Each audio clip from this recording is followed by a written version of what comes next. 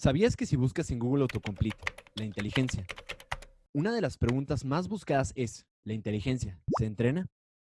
Hola, ¿qué tal? Mi nombre es Pavel Pichardo.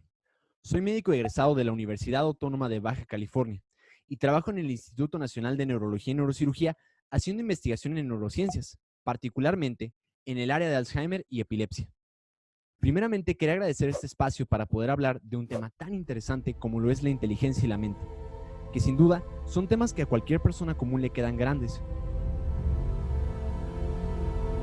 como es mi caso.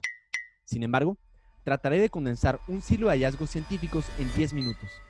Entonces, piensa en este podcast como una breve introducción al fascinante mundo de las neurociencias. Y con esto, comencemos. Desde primaria, a todos nos enseñan que el órgano más importante para el pensamiento es el cerebro y que su unidad funcional son las neuronas. Durante la educación superior, también nos dicen que estas neuronas se comunican entre sí constantemente, parecido a una red, y que estas neuronas son de las pocas células senescentes de nuestro cuerpo. Esto significa que envejecen con nosotros. Yo recuerdo que en preparatoria, un maestro inclusive mencionó, y cito: tú puedes vivir toda tu vida y una neurona no alcanzaría a replicarse. Esto lo asumí como un hecho por muchos años. De hecho, de dichos así, nació la idea popular de que la inteligencia también debía ser, por lo menos en cierta medida, estática. ¿Y cómo no habría de serlo? Si inclusive uno de los padres de las neurociencias, ganador del premio Nobel, Santiago Ramón y Cajal, a inicios del siglo pasado mencionaba: en el adulto, las vías nerviosas están fijas, tienen un fin, son inmutables, todo puede morir, nada puede regenerarse. Claro que era común pensar que la inteligencia no podía crecer a partir de cierta edad. Sin embargo, a mediados del siglo pasado y hasta finales del mismo, surgió un concepto impactante que tomó al mundo por sorpresa: la plasticidad neuronal. Esta idea decía que el cerebro no era estático, sino que en realidad se encuentra en constante cambio y que estos cambios se pueden entender como aprendizaje. Y por si fuera poco, lo que determina el aprendizaje no era ni la cantidad de neuronas que tengas, ni tampoco su tamaño, sino las conexiones que se establezcan entre sí. Es decir, qué tanto se comunican tus neuronas entre ellas. Dicho de manera elegante, sinapsis neuronales.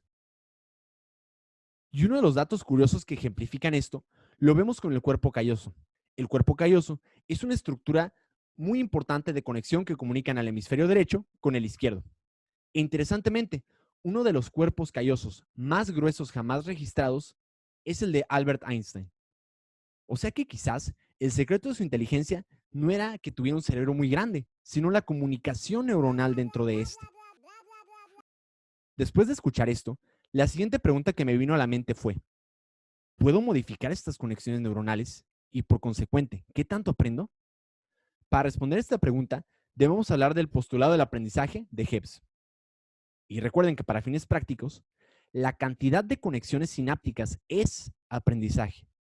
Con esto en mente, dice así: el incremento o disminución de conexiones sinápticas depende de la actividad sináptica sincrónica. Que en español, esto significa que si tú replicas cualquier actividad constantemente, sea leyendo sobre el universo por primera vez, aprendiendo a tocar un instrumento, aprendiendo a nadar, o en un niño, aprendiendo a caminar, elevas conexiones específicas del programa de interés y por consecuente retienes información de ese programa particular, que con constancia y repetición es algo que puedes retener a largo plazo. Esto es magnífico, porque la plasticidad neuronal nos dice que tú puedes, en cierta medida, desarrollar la capacidad que tú quieras. De aquí la famosa frase: definirte es limitarte. O la de las muñecas Barbie que dice: sé lo que quieras hacer.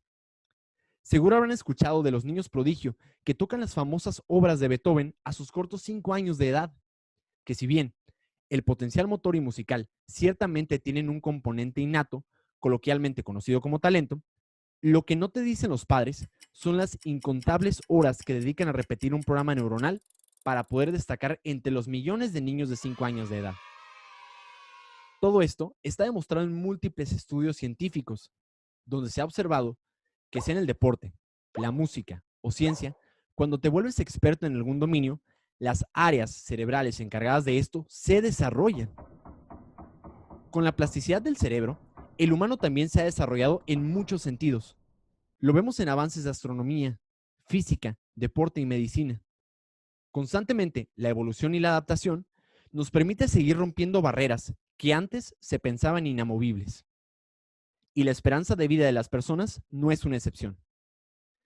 En menos de un siglo, el humano promedio ha casi duplicado qué tan longevos somos en esta tierra.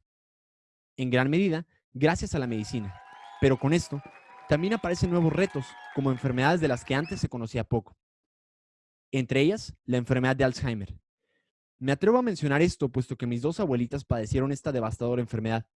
Ellas eran las clásicas abuelitas que no recordaban cómo usar un tenedor, que se extraviaban en las calles conocidas, o peor aún, que olvidaban el rostro de las personas que más amaban.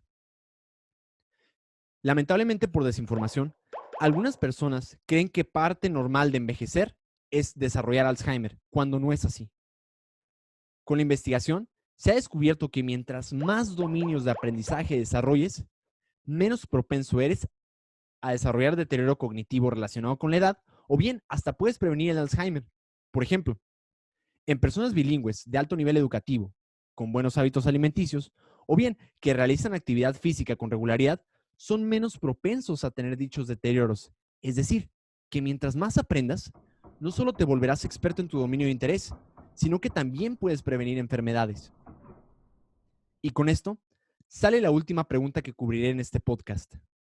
Entonces, ¿hasta cuándo puedo desarrollar todas estas áreas que me dices? Digo, ya entendí que el cerebro cambia, pero ¿es verdad que las neuronas ya no crecen?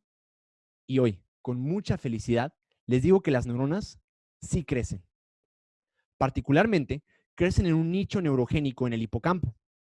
El hipocampo es una estructura muy relacionada con centros de aprendizaje neuronal y de memoria. Y aún mejor, su replicación se mantiene activa, adivinen cuánto tiempo. ¿Listos? Hasta los 90 años de edad. ¿Tienen idea de lo que eso significa? Significa que por lo menos hasta los 90 siguen haciendo nuevas neuronas y tu cerebro sigue cambiando. Significa que el quiéreme así porque así soy también es un mito, que todos podemos seguir creciendo para bien.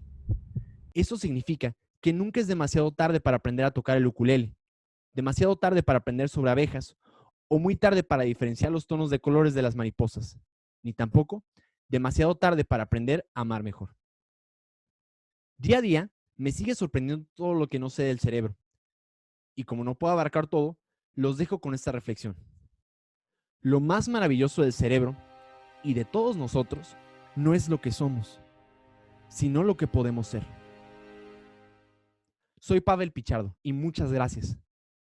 No olviden seguirme en mis redes sociales. Aparezco en Instagram donde me pueden encontrar como pavel.pichardo.md o en YouTube como MedNotes Pavel Pichardo, donde comparto mucho sobre medicina y neurociencias. Hasta la próxima.